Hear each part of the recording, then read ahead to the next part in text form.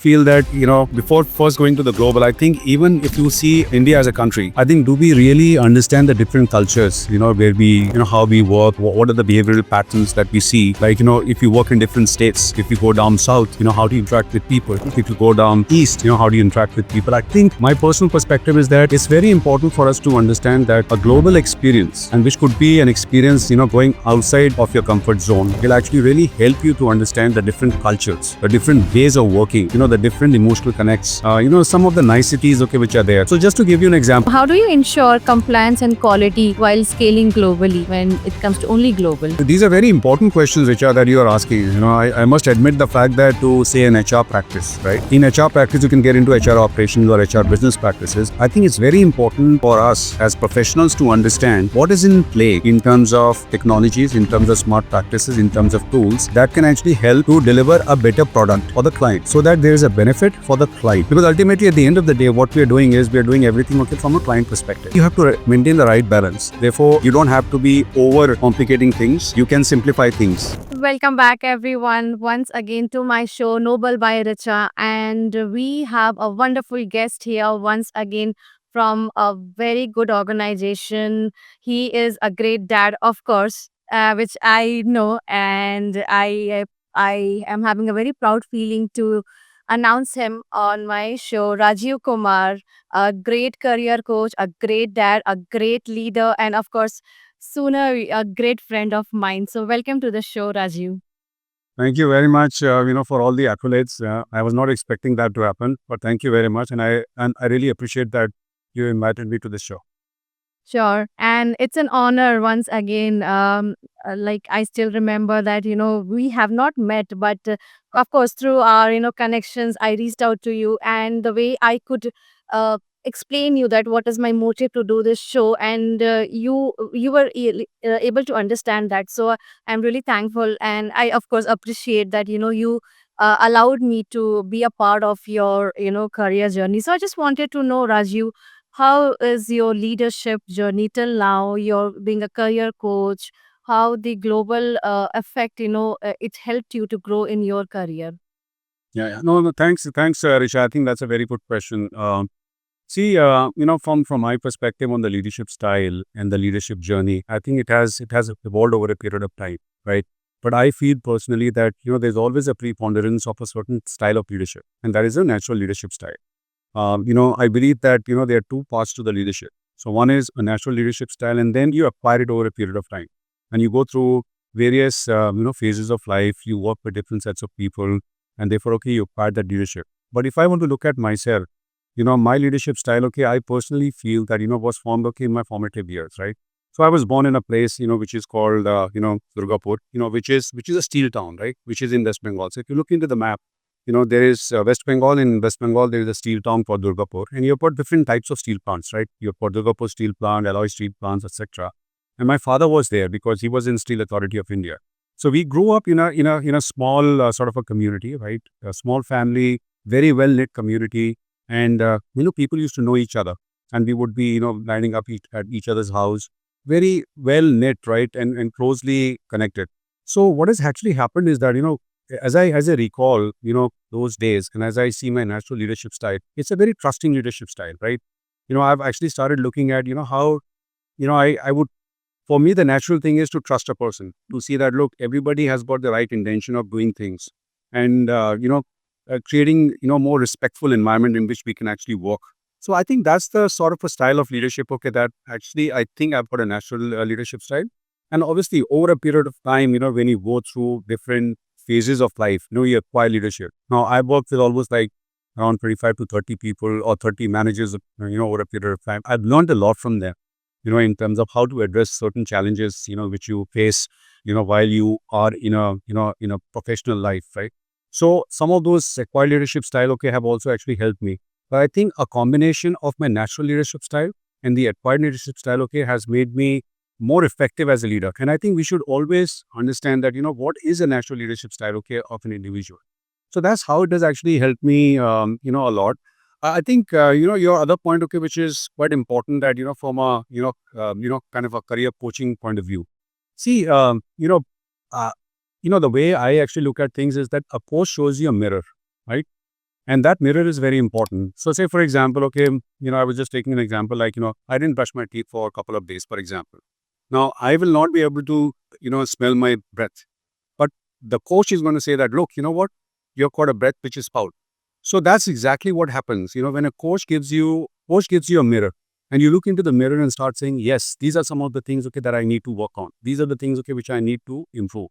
So I had experiences, okay, in my life, Richa, where what I've actually seen is that they have been scenarios where I've gone through a lot of, up and down, and there have been challenges, okay, in my, let me talk about the corporate, journey. And I would always blame external circumstances, right? It did not happen because my manager was not effective for me. It did not happen because the team was not very good. It did not happen because the company did not do that for me. But I actually, at that point of time, I wanted a coach. And the coach actually showed me the mirror to say that, look, you have to look at internal stuff first. Look at yourself internally to find out what are the areas, okay, you think you need to improve, right? And I think that was an eye opener for me. That was an eye opener for me. I think some of the other pieces, okay, which I also felt was that, as a coach, you should have a very good capacity to listen, right? To be able to get, understand a person, emotionally, right? So after all of these things, okay, started happening, I thought, look, it's very important for me to really see that, can I actually get into this sort of a coaching piece? And hence I enrolled myself, okay, for a leadership, for a coaching course. And, I got certified as a career coach and as an executive coach. And I think I can always use my experience, from what I've learned, to actually help people to understand that, look, it's all within you. If you're able to actually address what is within you and you're able to change within you, I think externally, I think, okay, things will start falling in place. So that's the piece, okay, which I think, Richa, which is important. And some of these things, okay, Richa, as you rightly mentioned, also has, this entire piece of, you talked about the global, experience also. I think the global experience is also, quite important, that needs to be looked at. I personally feel that, before first going to the global, I think even if you see um, India as a country, I think, do we really understand the different cultures, where we, how we work, what are the behavioral patterns that we see? Like, if you work in different states, if you go down south, how do you interact with people? If you go down east, how do you interact with people? I think my personal perspective is that it's very important for us to understand that a global experience, and which could be an experience, going outside of your comfort zone, will actually really help you to understand the different cultures, the different ways of working, the different emotional connects, some of the niceties, okay, which are there. So just to give you an example, when I was, when I worked with G Capital, I was there in the US for quite a long time. Like, it were two phases. I was there for 6 months in New Jersey, 6 months in Stamford, and I really worked, with G Capital in the US. And there, certain smaller things, okay, were very important for me. The niceties of smiling, at somebody, the niceties of, giving way to the pedestrian, the niceties of, not interrupting people, okay, while they're talking. I think that really actually helps you to understand, how you want to actually, how you want to manage your conversations, okay, with people across borders. So that has actually really helped me a lot because, in today's scenario, everything is global, right? You're working in organizations, global organizations. So you'll always find people, you are interacting with people in different parts of the world. So that helps you to manage your conversations, manage your relationships, and also tailor your communication to the audience.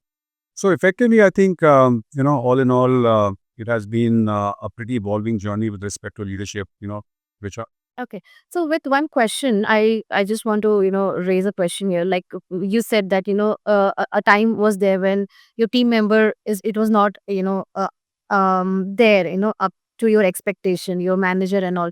So how did you handle that thing? Like how did you manage that emotions and you got yourself out of it and then you decided that okay, you want to go in this career coach, in this courses and all. So was it easy for you? Yeah, no, right. See, what happens is that, the phase, okay, that I went through, it was more in terms of the connect. See, what I understand now is that, when you have to actually make things happen, I think you can't do it single-handedly. It has to happen, okay, along with the team. But you come in a situation where sometimes, okay, you're not able to understand, the expectations, which are coming out from your team. So what what was happening is, the concern that happened was that I was trying to move, in a direction, which was basically stating that, look, I would like to do it this way. And, I was not able to get I was not able to get the sort of a connect from the teams to agree, whether that way was correct or not. So it was like saying, okay, my way or the highway. So I think that really actually made a concern, for the teams, and they were not able to understand, why I was not able to understand their perspective, because they were trying to give me, um, clues. They were trying to tell me that, look, we should be doing in a manner where it is going to be effective for all of us. And probably I think, okay, at that point of time, at that situation, I was disregarding, because there was a lot of pressure to perform. There was a lot of pressure to achieve certain objectives.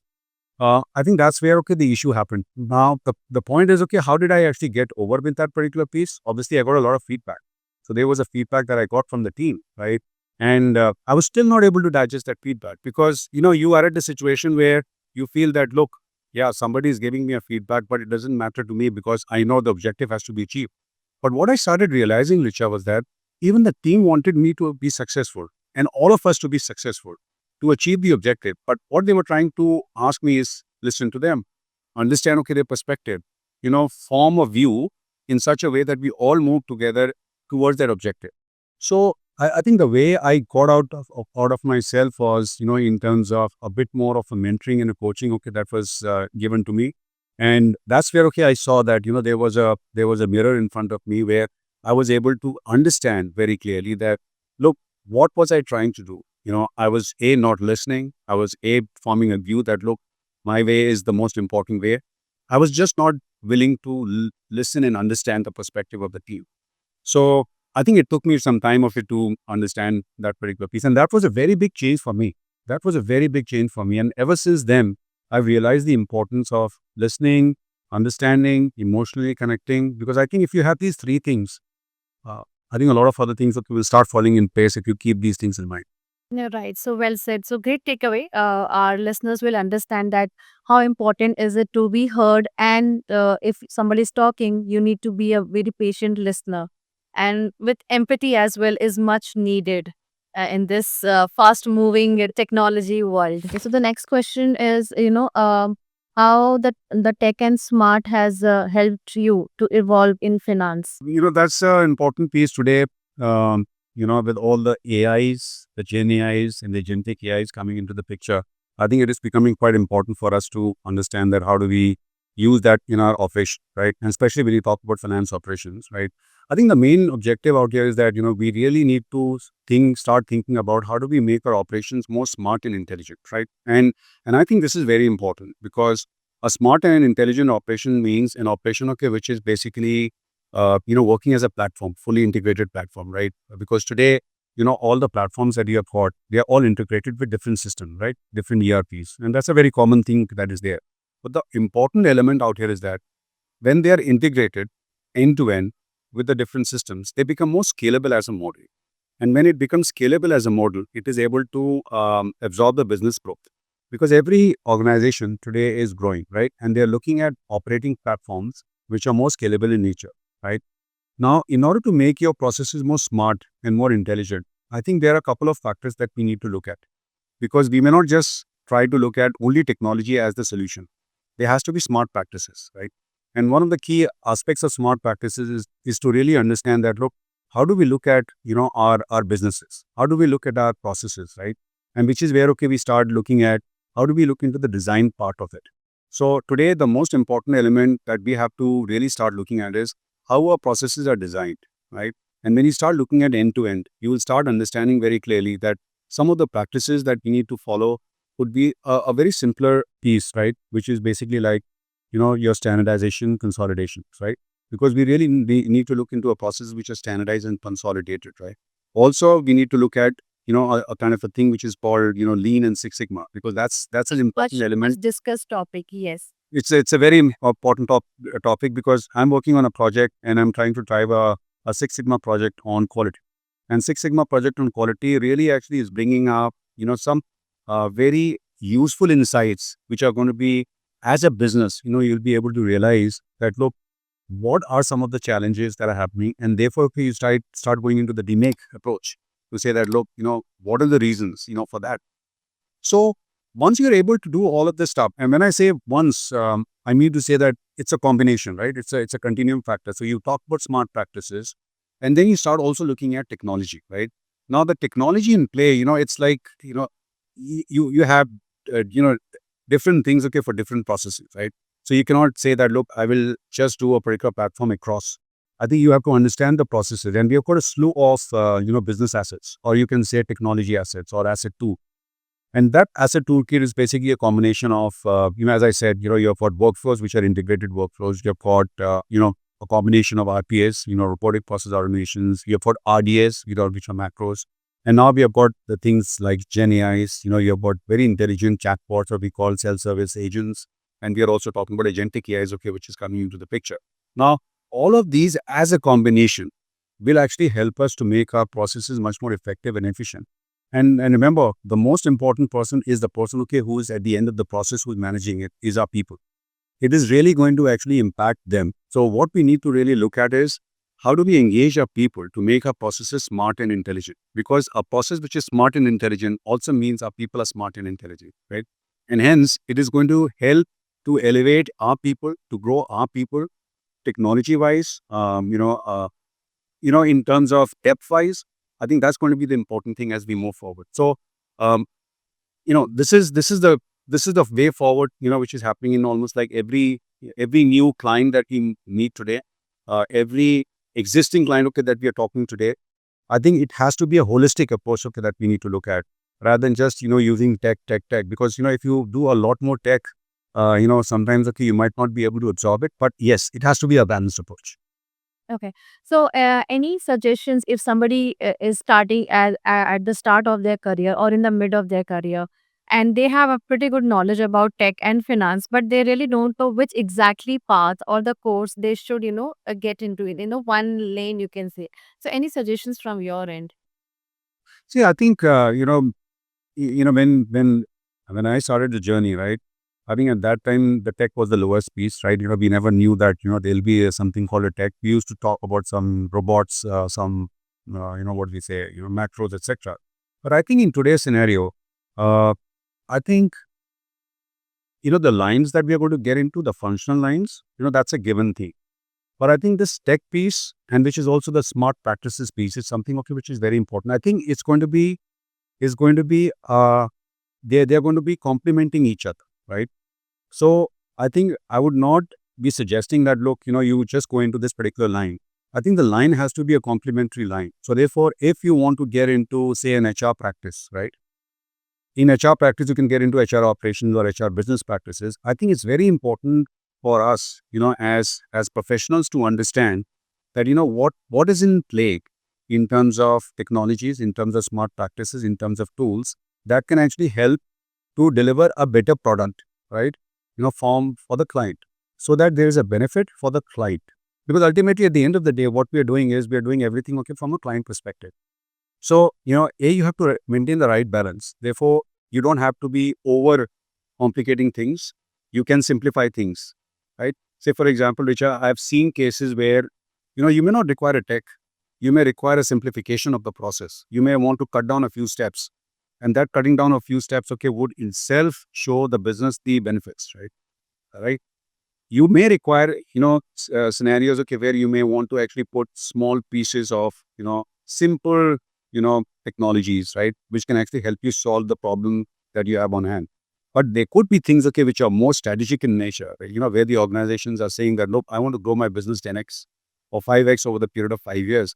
Then obviously, you have to really look at transformation, that we are looking at, because all our deals, look at that, come in, as transformation. So my only advice, to people who want to actually get into this, into this business, right, which may not necessarily be, shared services only, is that you have to know your stuff very well, which is your functional domain. But on top of it, it's very important to understand what's there in the market to make the processes. Again, I would use the word smart and intelligent. So understand the practices, understand the tools and technologies, and when you actually develop a product for the client, It should be a kind of a balanced product which is going to meet the needs of the clients. Yeah, and you should have the knowledge about the product as well if something goes here and there. It's not only about launching the product. You should know what product you are making, because nowadays I've seen a lot of people only launching the product, but knowing about the product also is much important. Absolutely right, Richa. You're spot on. And this is something, okay, which we see every day about, like, when we actually talk about any kind of a new product that we launch or new deal, okay, that we get into, it's just not about selling a product. It's also, as you rightly said, knowing about the products, about the services, and trying to understand, okay, how do I actually serve the customer after that? Yes. Because if the customer chain is completely end to end. You first actually, excite them, then you actually help them to understand the features, then you sell them, then the reality happens, okay, when you have sold them, because that's where, okay, all the issues, etc., start happening. So therefore, okay, you should be able to have people who understand the services, and they're able to then actually, resolve any challenges, issues of a tracks. Yeah, rightly said. Yes. So, how do you ensure compliance and quality while scaling globally when it comes to only global? Yeah, these are very important questions, Richa, that you are asking. I must admit the fact that today, whenever, okay, we go to the client, some of these things are so important, right? And the discussion goes all all over about the quality aspect. So therefore, I'll just give you a very clear example. I'm just working on this client. I'm a client partner for one of the projects that I'm working on, and the most important element today is about the quality, right? And I'm talking about reality on the ground, the error rate. And the clients are looking at saying that, look, how do we improve our error rate?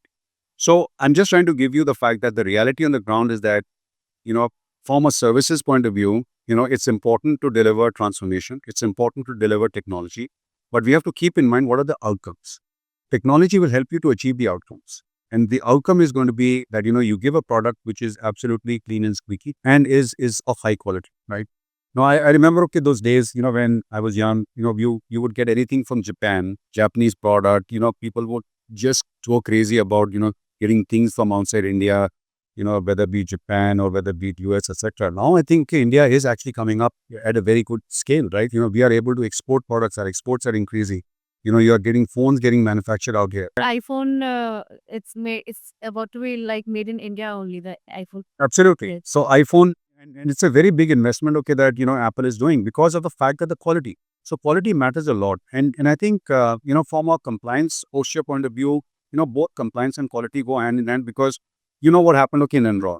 And those are the days, just to give you an example, Enron happened many years back. And that's where, okay, the SOX controls came into the picture. We were all aghast actually because Enron as an organization, it went bust. And it went bust so quickly that, people realized that, what was cooking inside the organization, nobody knew about.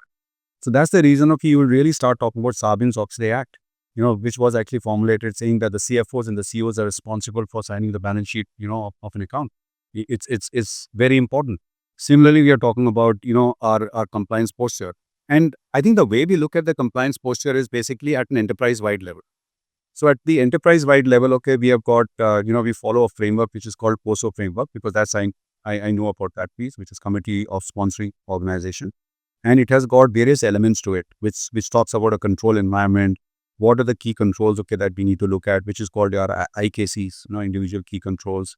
Then, you also talk about the monitoring mechanism. So these are the enterprise-wide level, controls. Then we also have enterprise-wide levels, compliance and guidelines, which is like, we all know about business conduct guidelines. They're like extremely important. And today to run an organization, if you don't comply with the BCG, right, it's very difficult as an organization to say that, look, we have actually complied, okay, with different, local laws and the global laws, right? And then comes another layer, okay, which is called the layer, okay, at which you operate, and you have got various controls and compliances over there. It could be compliances coming from the client, right? Now, the basic this thing is password rules, right? Password protection rules. You cannot work, in our shared services concept, on your organization's platform. You have to work on their, on the client's organization platform. So therefore, all the controls, okay, are kept over there. So I think controls is a very important portion. And the most important thing which I would like to say is the audits. I think, we are the organization, okay, where I think, okay, we have got intense amount of audits, right? You've got internal audits, you've got corporate audits. I just had the recent experience of a corporate audit, and that was really mind boggling, right? The way we go through the audits, I think, okay, it's required. it's required to create that sense of understanding amongst people that, you owe an obligation to the organization and the stakeholders. Because if you go wrong on that, you could be penalized, okay, by different regulatory authorities, right? It could be SECs, or it could be the, other large organizations, of the globe. So I think, so all of those aspects are important, and we tend to educate our people a lot, sending out through emails, through connects with people to understand a simple thing like, your financial discipline. We call it a financial discipline. That how do you ensure, okay, that, you are making margins. If your margins are not in place, what are the steps you need to take? So I would say controls, compliance and quality is very important. Compliance, especially, we owe an obligation, to our organizations and to the stakeholders to ensure, okay, that, things are going as per plan. And quality, it's just saying that, look, if I'm creating a product and selling that product to my customer, I think quality is number one priority, because you can sell a bad product once, but you cannot get a repeat product. Yes, you want So you have to, customer as well. you cannot get a repeat customer, right? So you have to continue to sell the right quality and ensure, okay, that you get the repeat customer. And in our business, we call it renewal, right? If you do the right quality, you'll get renewals, right? If you don't do the right quality, you'll not get the renewal. Gone. Yeah. So do you think there's a difference of like local and global, this compliance and the quality policies when it comes to any organization, either a big sector or SMEs or a startup? Like, do you think so? Yeah, see, yeah, it depends upon, okay, how and where you operate. See, there are organizations, okay, which are local, right? And then organizations, okay, which are global. And within global, you also have local. You can say global, right? So, some of the organizations, it's made of that. So if you have organizations, okay, which are actually based out of a particular geography, right? But they have offices across, and you find most of the organizations like that. So therefore, it is basically, most of the organizations have local pieces where they need to comply with the local, applicable laws and regulations, which is basically the law of land. So therefore, if you're operating from the country, say in India, but the organization's headquarters are based out of the US, so you have to comply with your local compliances. You have to comply, okay, with the global compliances, and that's the reason, okay, you have an enterprise-wide, compliance feature. So when you talk about the enterprise-wide compliance feature, so you'll have corporate audits which are coming at a global level. Uh, you'll have certain audits, okay, which are like, complying with, say, for example, export regulations audits. So they will be done, okay, at an organization-wide level. Then you'll also have local compliances, right? In the local compliances, okay, what is there, okay, at the local level. So there are different levels, okay, which are out here. But I think quality is something, okay, which is across, right? It doesn't matter whether you are based out of, India or the US. But I think the compliances is a very important thing, which is required. So yes, it becomes complex. It's complexity. But in today's scenario, I think you'll find which are most of the organizations, wherever I worked, right? They're global, they have local flavors, and hence, okay, we have to comply with both. Okay. So with the renewal, I just want to understand, are the policies the same every year or we do some R&D and we go for some changes? I just want to know a little bit in depth if you can share. So see, in the services, okay, that we are in, right? When we outsource work, right? When the client outsources the work to you, there's a defined contract, right? And the contract is for a certain time period. So when you talk about the renewal, right? Your contract is based on certain deliverables. You've got scope of work, you've got deliverables defined, and you've got certain commercial aspect. Now, when you go for renewal, right? And the client is very keen. So the first thing is that the feather in the cap is that the client wants a renewal, right? So that's one of the biggest thing. And the biggest thing, Richa, is why? Because the client would have gone for a competition. Yeah? Yes. And we call it RFP, request for proposal. Now, if the client wants to do a renewal, that's the biggest thing that, we are there on the table now. So therefore, it's very clear that the client wants us to renew. Now, when that renewal happens, obviously, there are certain things, okay, that, you have to provide certain value additions, which are very important. And what are the value addition that you do is that, you're providing a services, at certain levels, right? So therefore, you want to increase the service levels because the client would always want to improve the service levels. So let's say if I'm operating at a service level of 95% or 98%, the service levels are not going to be at 95 or 98% because they would say that, look, we would like to renew with you, but we at the same time want you to actually, give us the better quality of product and sustain it, right? That becomes, okay, one aspect, okay, that needs to be looked at. The other aspect is about the commercials, right? What are the commercials, okay, that needs to be looked at, because they're also looking at reviewing it for a period of next, say, for example, 5 years. So what would possibly be the commercial aspect? So therefore, that's one piece, okay, which is very clearly looked at. How do I renew, our services, where you are able to provide that value addition to them in terms of the commercials. And the third element is there is another value addition, which is the business value addition. What can I help you with in terms of your business process, right? Say, for example, can I do a working capital optimization for you, which means that I can actually help you to increase your receivables, means collect more money. Can I help you to do a better inventory management? Can I actually help you to do better order management? So these are some of the factors, okay, which are to be looked at with respect to the renewals. But ultimately, the most important thing is that are we able to provide the right quality of services, sustainable for a period of next X number of years? I think that's the starting point. And renewal basically means you have achieved that. And once you achieve that, on top of it, you're able to provide them better commercials and you're able to provide them better business value. I think that's going to be very important to win that renewal. Okay. So it's wholesome, like, knowing your customer and serving them exactly what they need. And of course, parallelly knowing your product as well, that what exactly you are delivering. So of course, there won't be a situation where the client will say no for the renewal. Client will always say yes for the renewal. You're right. You need to really, I think the most important thing is that, if we deliver well on the services, right, that we provide to the client, right, that is the basic requirement. That's a sine qua non, right, which basically means you have to provide the right quality of service, right? But at the same time, I think it's also important to have that right set of client relationship, right? Because what I've understood is that, a lot of this thing happens through the relationship management. Now, the relationship management just can't happen, that, you go over a cup of coffee. No, it has to happen with value. And the value comes with the basic. The basic is services. Then the value moves on to the next piece where you talk about that, how the client looks at you.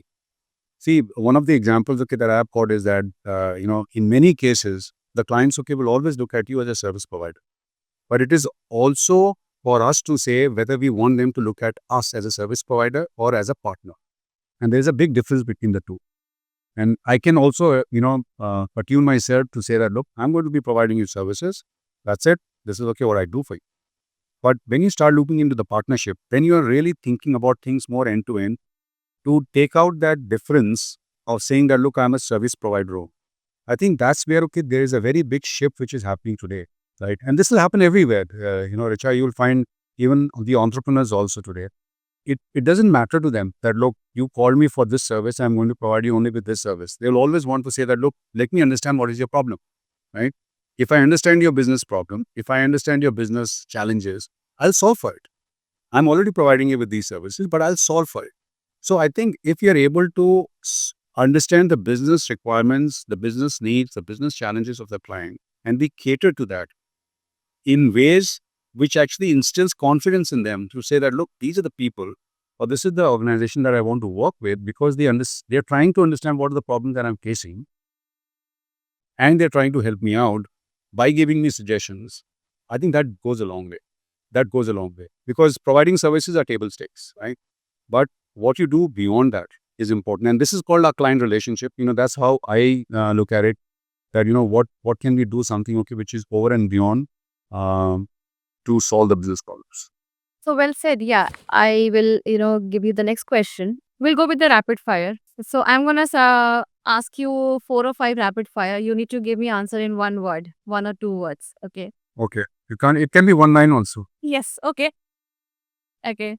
So what's the one leadership myth you wish more people would unlearn? It is not to do with designation. It is about taking a position and leading that position, right? So you take a stand on a particular piece and it can be done, okay, in there. And take stand for your people as well when they need Yeah. you. Absolutely. Okay. What keeps you inspired after 3 decades in the industry? That's a good question. I'm just trying to think. So what keeps me inspired? I think, okay, what keeps me inspired is that, how can I actually keep, on learning and learning new things, because that's very important for me. Because what has actually happened is that, a lot of new stuff has happened, a lot of new technologies have happened. And I think this is the time for me to actually keep on learning and learning new things. Great. What's next for you? Are there any new areas or challenges would you like to explore? I've already got a challenge, okay, at my hand. So I've been handed over a challenge to look after. So in one of the projects, so I'm completely consumed, there. But yeah, some of the things, okay, on my personal end, I have to run a marathon. So I've never run a marathon. So I keep running, but so I want to run a marathon. That's number one. And number two, I want to really, think about, you know, a kind of a business perspective that how do I address this entire piece of people going through mental issues and suicides, etc. So I think okay, there is a big problem statement out here which we need to solve for, and that's something okay which I want to do very much in the near future, That's and I might need your support. Yes, I was thinking the same. I think you did read my mind. Okay. Yes. And the last, if you could give one piece of advice to your younger self, just entering finance, what would it would be? As I mentioned earlier on, I think my biggest thing okay will be that I think had I come when I was the younger self, so smart and intelligent, right? And that doesn't mean that you need to be highly educated. It basically means that what you have, you need to apply. So I think okay, I would say, tell myself smart, intelligent. Okay. So that's all for the rapid fire. So how do you align, innovate, and track success in this shared services? Okay, good. I think some of the pieces, I think okay, I might have Yes, already. explained. Yes. Yeah, we have already explained. So this might be a repeat. But I think, the shared services, which has evolved over a period of time, right? When I started working with G Capital, it was very simple. It was saying, move the work from a high cost to a low cost base.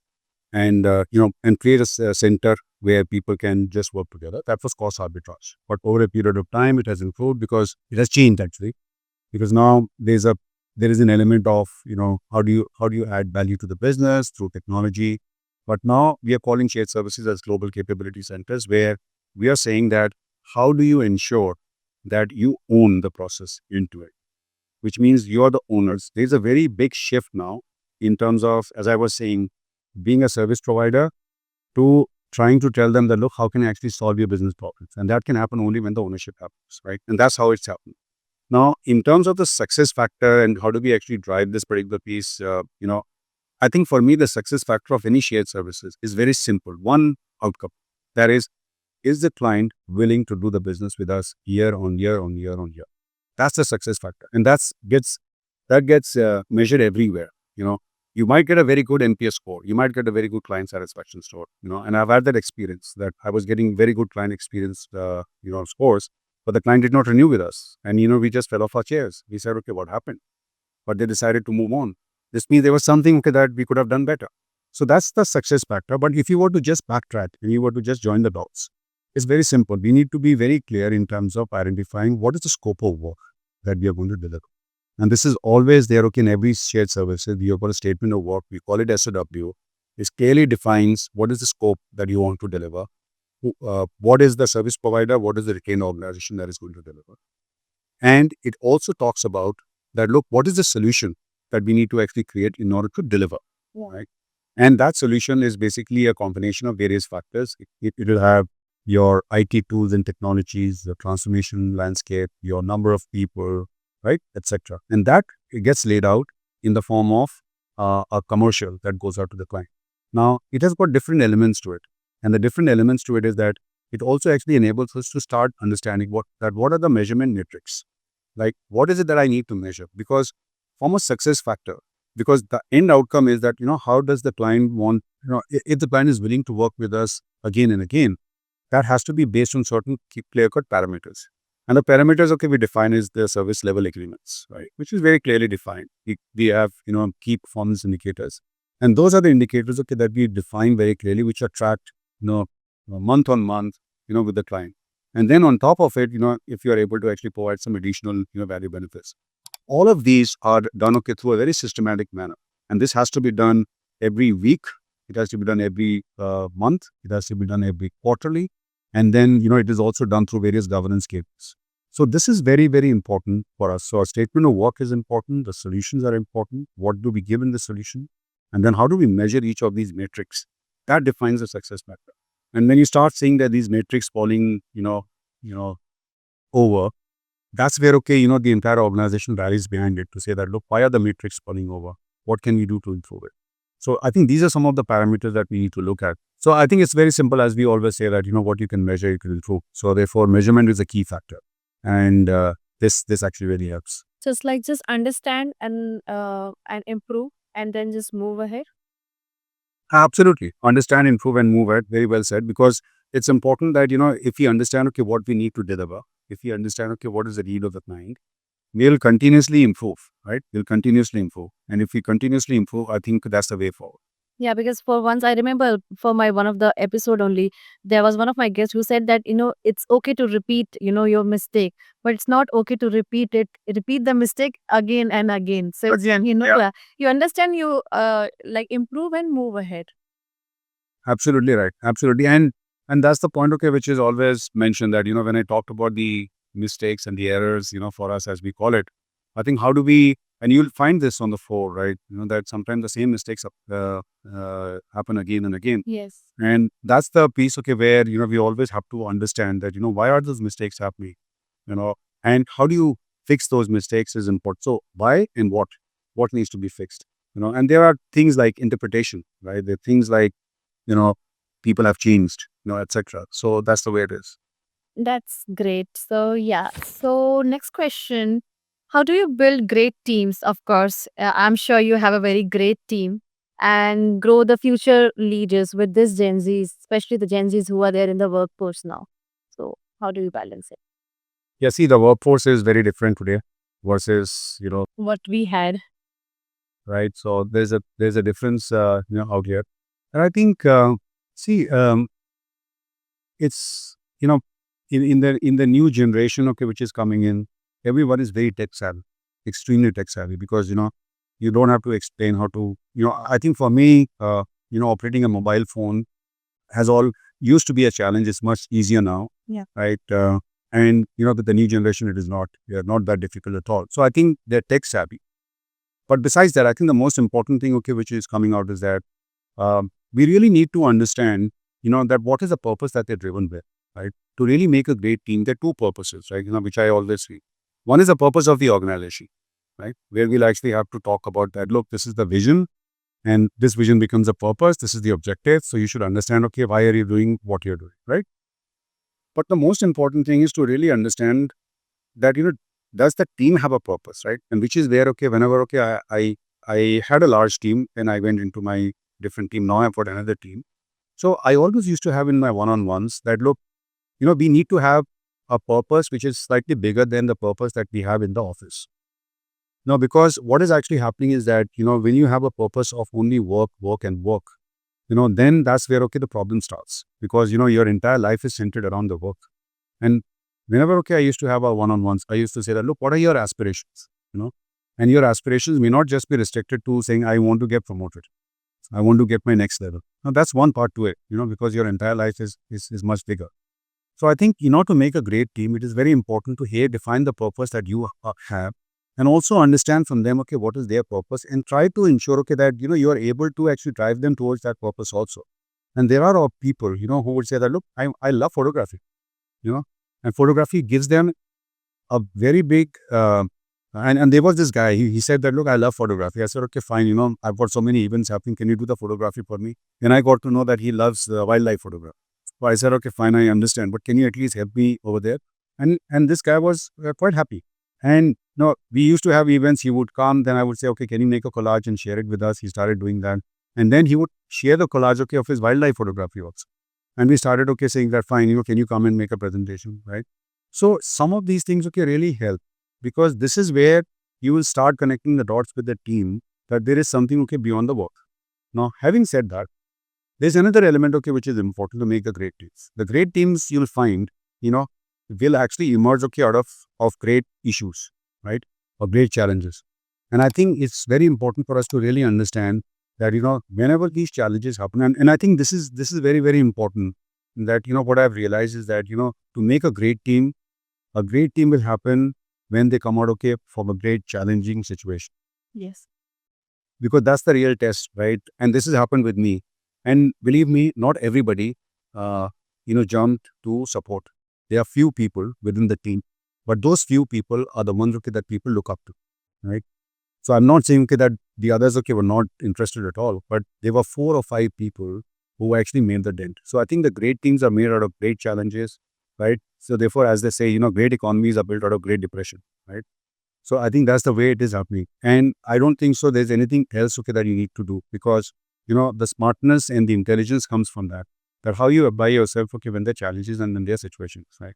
And on top of it, I think, we as leaders and we are as, managers, we can actually help them to do a lot more development, right? We can actually invest in them, in terms of directing them to the right courses, right leadership programs, which is also a very important ingredient, in terms of this entire L&D, learning and development.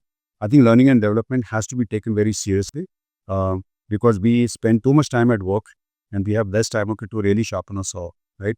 I think, okay, that's very important, sharpening our skills. Give them different projects, very important, right?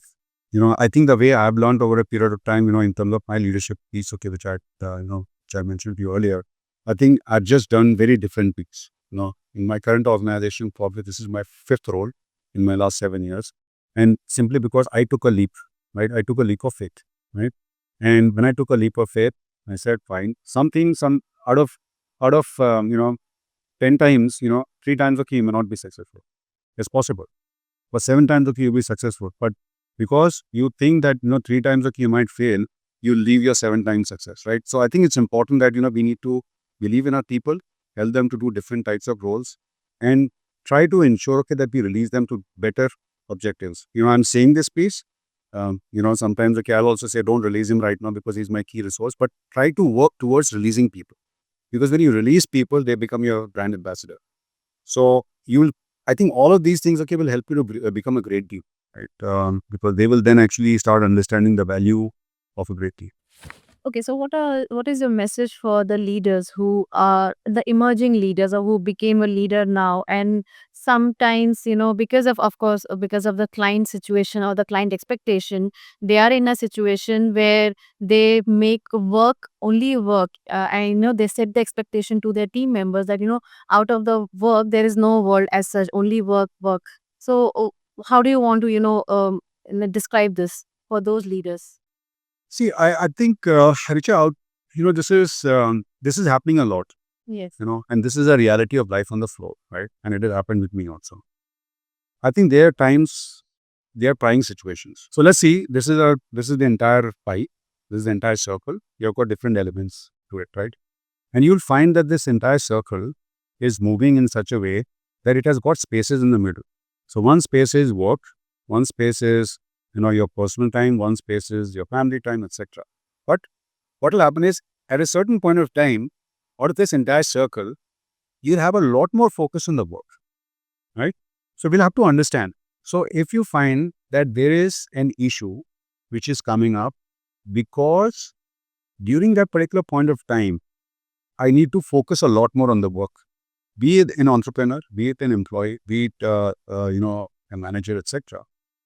I will have to focus a lot more over there, right? And then that piece is going to get over. Maybe in the next few months, then, you'll come back to the normal stuff. So we'll have to be very cognizant of the fact that, is this my cycle moving in that direction? Which means I've got a focus area right now. Then comes an area where then comes the area where I can do other things also. So that's the way the cycle is happening right now. Now, I've also seen situations where your work is such that for the last 1.5 years or 2 years, you are in the same grind again and again and again. And people have got sick and tired, and they might say that, look, enough is enough.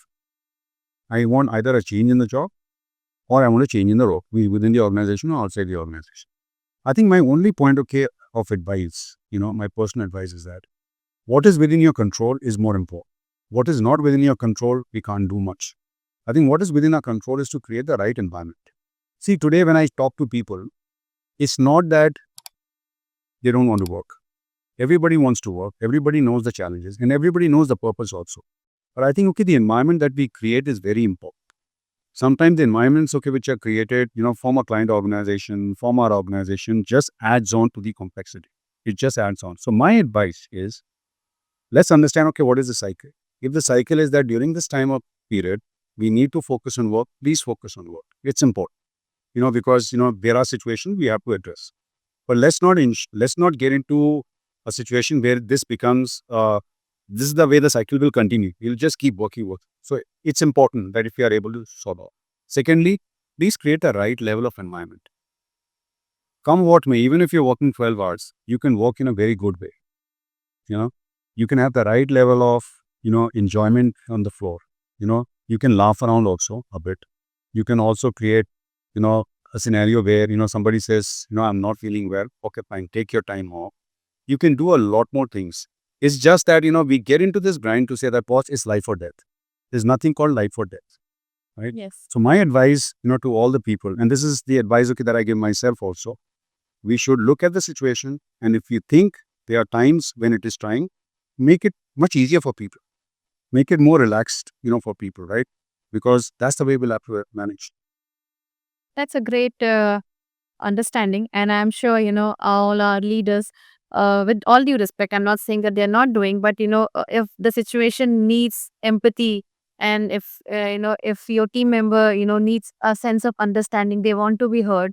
So this answer, goes to them that please try to understand your team member.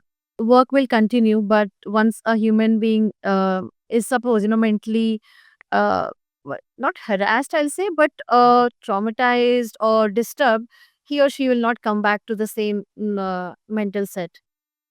Yeah. No, I think that's the right thing. See, my point is very simple, and this is what I want to apply, and this is what I'm implying. See, we are into business of what? Yeah. We need to keep the clients happy, and a happy client, will give more business. And I think, there's a saying which goes, you need to keep your employees happy. If you keep both the people happy, you keep the humanity happy. Yes. If you keep the humanity happy, I think everything will do very well. So therefore, anyone who's a selfless leader will talk about two things, right? Keep my client happy, keep my employees happy. Rest everything is fine. And what unfortunately, we are not able to do it because there's so many other factors, which come in. And there's also a factor of mind playing it to say that, look, what will happen if I don't do this? Okay, therefore, I now need to actually, be more aggressive, right? So some of these things, we need to just keep in mind. Hopefully, this is going to improve. That's gonna change. Yeah. Hoping for it. So your last question, Rajiv, that how do you manage, adapt and build yourself when it comes to uh, being, important person in your team member, handling all this responsibility, having a lot of, your role changes and all. So at work front, we want to know who is Rajiv Kumar. Professionally, we understood. We want to know you. How do you handle yourself in your personal things? You want to understand that how do I handle myself on the work front or the personal front? Personal front, like if some situation is there, how do you handle? So the same kind of analogy you put in your personal things when it comes to like handling your kids or your personal challenges. How do you? We want to know the actual Rajiv Kumar out of the corporate world. Out of the corporate world. Okay, that's a good thing. That's good. Yeah. I think. Look, I'm quite balanced here. In the sense that, I've got two kids, grown-up kids now, right? And my daughter and my son. And my son joins, just recently completed his MBA, getting into a new job. I think I'm balanced. I don't see till the see the way it is happening is that there was an age where I was fully engaged with them. I used to see what's happening. How do I help you out? Let's go there. Let's go there. Right. But I think it's a more balanced thing. So I'm there. Okay, when I'm there in the sense, okay, if you need something from me, please let me know. Um, I think I'm not very interfering kind. Right. That is something which has actually happened, and this has just happened naturally for me because now I feel that they are more aware about things. If they want to actually come to me, they can always talk to me. Um, I think I spend a lot of time talking to my partner, to my wife. I think both of us interact a lot, saying that, look, what do we need to do now next? Because that's how we need to actually spend our time together. Because we have been so caught up in the work front, in raising a family. Now the kids are getting settled. Now is the time for us to start spending more time, to understand the things that we have not done, right? So I'm spending a lot of time at my house. We just moved into a new house, so therefore it's very important to build up our new house. So So I never thought about all those things. I was always focused on my work and other things. Now I've started spending more time in terms of, I spend a lot of time designing the house, etc. Um, I think that's the way it is. I'm happy-go-lucky kind of a person. I don't have too many expectations, for my family at least. They're happy, I'm happy. I think personal, there have been situations in my life. I recently lost my father, so that was a big jolt for me because I was never expecting that to happen. So I took it very. I think I took it well. I I I I miss him, but at the same time, now what I'm realizing is that as you grow, grow slightly older, you start connecting okay with your families. So if I want to spend more time connecting with them, understanding okay what's happening in their life, looking at more software edibles. uh, but at the same time I'm quite aspirational. I would want to say I'm quite aspirational. I don't think so. Yeah, I'm over yet. I've got lots and lots of years left in front of me, and I want to do something which is going to really be beneficial for the society as a whole, right? My natural style of leadership is that I